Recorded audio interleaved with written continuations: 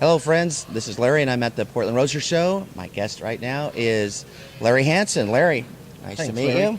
How we doing? I'm great. I'm great. That's good to hear. So you have a 50 Merc. Give us some details on it. What's that car about? Well, when I bought it in 1990, it was quite a mess. It rusted out. The guy started to chop on it. The chop wasn't too good, and he just gave up on the car. And he bought a Merc, in fact, out of Oregon, all done. He said, "I'm done with this car." And so when I found it was just a piece of junk. He was going to use it for parts. So I thought, well, we'll go for it. But I had no idea how long it would take to build it, how extensively bad it was, rust everywhere. Floor pans were rusted out, doors rusted out. The more we got into it, the more I said, well, I should. In fact, we looked in magazines to buy a different Merc and give that one up. It was that bad. Wow. It took 11 years to build it. 11 years. So how involved are you as an owner? There's owners that work on this part, owners that work on that part, owners that coordinate to the details of what people, and then there's the guy who just says, here's my ideas, go do it. That's about me. My part of it's the money. Now, all the ideas are my ideas. Some of the features of the car, the guy that built the car kind of started, and he had a 50 Ford when I met the guy, and some of the features of his car we put on my car, like the hood, the trunk, and the mirrors. So, power hood. The hood's all power. It's hydraulic. The trunk is a power ram. The mirrors are on a motor, and he cut the hole in the door. And I saw his, and I go, wow. So he did mine. He won't do any more. He's only done 2. Flush mount mirrors. Those are so cool. It's such a people neat see thing. them. They think they're door handles, and they go, "Are those door handles? They're awful big for door handles." They are. But they're pop-out mirrors. They're electric. Both mirrors come out at the same time. What do you got for engine in that, It's other than just nice? It's out of a 94 Vet, 4-bolt main. And it's got aluminum rods, pistons, Bordex heads. So Now, how much of that did you do, and how much was done? I mean, it looks like. Oh, I had it all probably done. to do it. I've got friends that do everything, so everything's been done. I do the help with the detail, and I've sanded and polished and that, but all the ideas are mine, most of them. But it's my friends that do all the. I'm not a body man, I'm not a paint man. You've got these side pipes too that go down, and sometimes the guys will make them where you can open up straight headers when they do that. Those aren't hooked up. Those are phony. Yeah. Back in the 50s, when I built a car, we had the pipes. They go back in like that. So we just copied that, but they're phony. They're just side well, they pipes. look good for it, right? Thanks. Yeah, they come out okay. How about the interior on that? Because that was really impressive. Headliner, the seats. We love the back seat in that car and the rear deck. Thank you. Well, that's done by a gentleman named Bob Jasper. He's been doing upholstery probably about 54 years, 55 years now. He's in his 70s. He still climbs around like a monkey, still doing it today. He's done a lot of cars for me. But Bob Jasper designed interior, and everybody wants to know what the back seat is out of. What kind of car is it? It's not out of any car. He made that back seat. It's all plywood and foam. Oh, and wow. I've got pictures of it. People say, well, I don't remember it being a car. They think it's out of a T-Bird because it curves a little bit. That's what I thought. And when I looked at it, and I know my T-Birds pretty well, and when I saw how it curved, it was like, that's even better than the T-Bird, though. See, that you recognize that because it's longer on each side. Yeah. And then he made the armrest to go from the front door all the way through the back door that carries on one armrest. It only has a split where the door opens. And he did all the button tough that way. He's got a lot of buttons in there. It was a year and a half.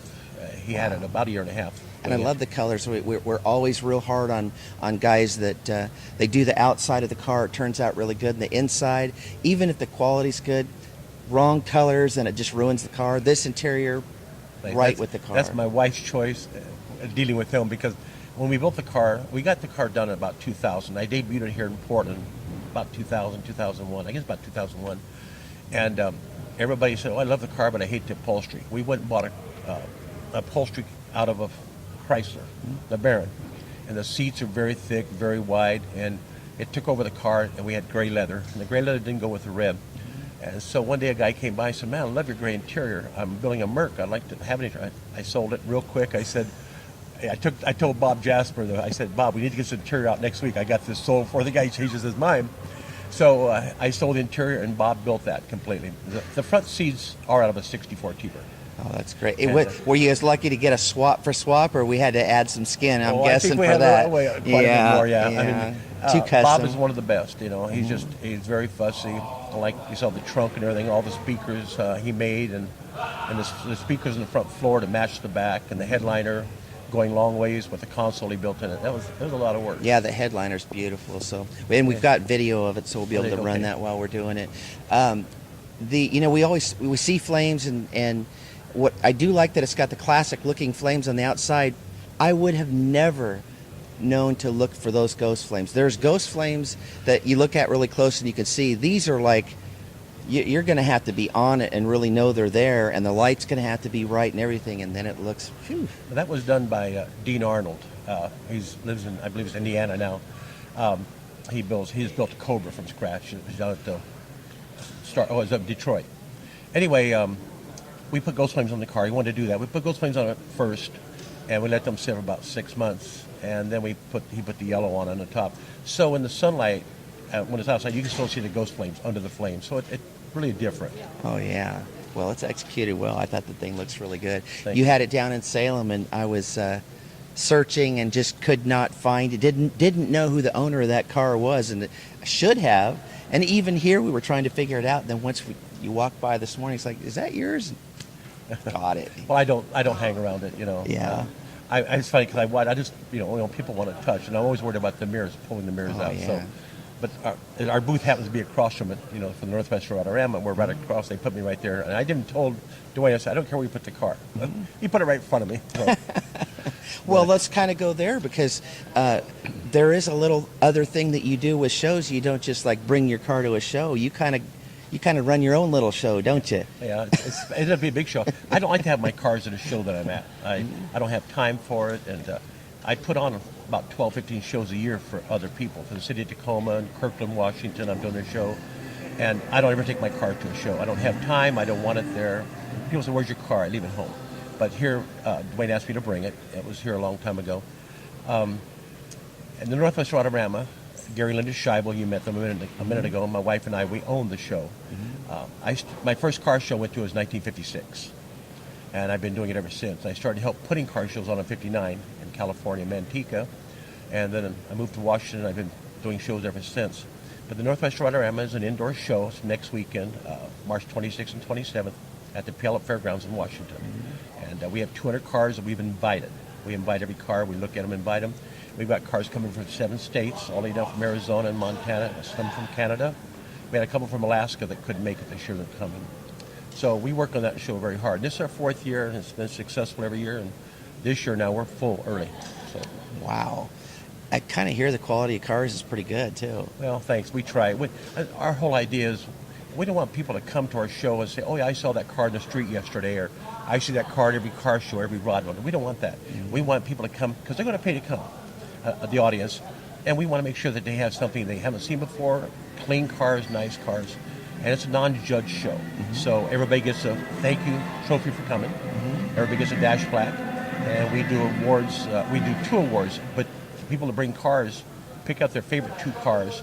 They give us the numbers, and we do a tally. The 2 cars that get the most votes. So your brother won 2 years ago with the Willys. Mm-hmm. And the cars that get the most votes, we induct them in the Northwest Rodarama Hall of Fame. They get a big gold cup. But next year, those 2 cars are on our jackets, on our artwork, on everything we do, TV commercials. We're on 10 billboards throughout Washington. And the jackets we make are custom made. And when the guys come next year, they can get a jacket when they order in their car. Man, that's pretty cool. Makes me want to go get a cool car. Can I have yours? Yeah, thanks. I mean, because most of you guys, you're doing that kind of stuff. You probably got a bunch of cars sitting in the garage. You don't need that extra hanging around. I've only got 3. Only got 3. I got a 59, what else? 59 Caddy, full custom. I built it for my wife. That was her dream car. And I've got a 62 Chrysler 300H leather car, all stock. Okay, so I'll take the Chrysler. Yeah, then, thanks. So. Yeah, because I guess you like that one. She likes the other. I don't want to make you guys upset, and you'll feel a lot better when you do it. So. Now, I've had them all quite a while.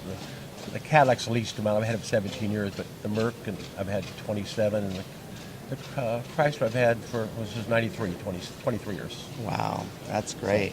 Well, I'm glad we finally connected and was able to talk to you about the car. I mean, it is a beaut. And when you see that car at the show, make sure you look close to see the things that we're talking about now, because it's something to behold. Thank you, Larry. Thank you for showing up. You bet. Thank you. We'll see you guys next time. Thank you.